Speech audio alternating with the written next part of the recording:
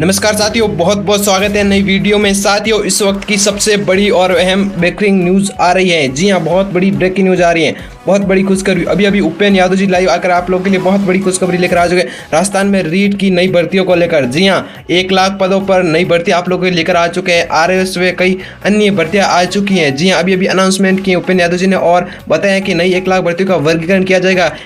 DLB की sanitary inspector की LDC की भर्तियां भी आ रही हैं और RS तथा अन्य भर्तियों को लेकर उपेंद्र यादव जी ने चर्चा की है। तो पूरी जानकारी आप उपेंद्र यादव जी के द्वारा सुनिए। युवा साथियों, 1 लाख प्रकार की भर्तियों को प्राथमिकता के साथ जल्द से जल्द पूरी करवाने के लिए और जो बजट में 1 लाख नई भर्तियों की घोषणा की है, लगातार मुझे मैसेज प्राप्त होते हैं कि कौन कौन सी विभाग में कौन कौन सी भर्ती आएगी, कितने पदों पर आएगी। कोई स्टेनोग्राफर की बात करता है, कोई संगणक की बात करता है, कोई कृषि प्रेक्षक first grade, second grade, third grade, computer अनुदेशक भर्ती, अलग अलग विभागों में अलग अलग भर्तियों की वो चर्चा करते हैं। साथियों, 1 लाख भर्तियों का वर्गीकरण करवाने के लिए मुख्यमंत्री जी के सामने मैंने मजबूती से बात रखी है। मुख्यमंत्री जी ने भी सहमति दी और DOP सेक्रेटरी को इस संबंध में बोला है। वही मुख्यमंत्री प्रमुख सचिव कुलदीप राका जी, सचिव RT डोगरा जी के सामने भी मैंने मजबूती से बात रखी है, क्योंकि तैयारी युवा कैसे करेगा जब उनके सामने स्थिति स्पष्ट होगी कि 1 लाख भर्तियों का वर्गीकरण सामने आएगा, इस विभाग में इस भर्ती पर इतने पदों पर भर्ती आएगी। कम से कम युवाओं को पता होना चाहिए और ये भी पता होना चाहिए इसकी विज्ञप्ति कब तक जारी होगी, कब तक एग्जाम होगी, जिससे वो अपनी तैयारी अच्छी तरह से कर सके। यानी कि कुल मिलाकर जल्द से जल्द कैलेंडर जारी किया जाए। साथियों, मजबूती से आप लोगों की आवाज उठाइए और जल्द ही विभाग की मीटिंग भी होगी और वर्गीकरण भी जारी होगा।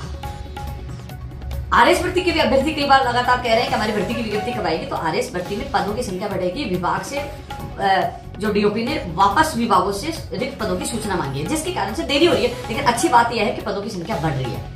वहीं कृषि प्रेक्षक भर्ती की जो मैंने आप लोगों को बताया था, उसकी अभ्यर्थना कर्मचारी चयन बोर्ड पहुंच चुकी थी। पदों की संख्या मैंने आप लोगों को बता दी थी, लेकिन संबंधित अधिकारियों से मेरी पहले बात हुई थी, दोबारा बात हुई, इसमें पद बढ़ाने के लिए हम प्रयास कर रहे हैं। कृषि प्रेक्षक भर्ती में पदों की संख्या बढ़ाई जाएगी, यह प्रयास भी सफल होगा। अब पूछ रहे हैं कृषि प्रेक्षक भर्ती की विज्ञप्ति कब जारी होगी, तो मैं आपको बता दूं, आने वाले महीने में यानी कि अप्रैल महीने में कृषि प्रेक्षक भर्ती की विज्ञप्ति जारी हो जाएगी।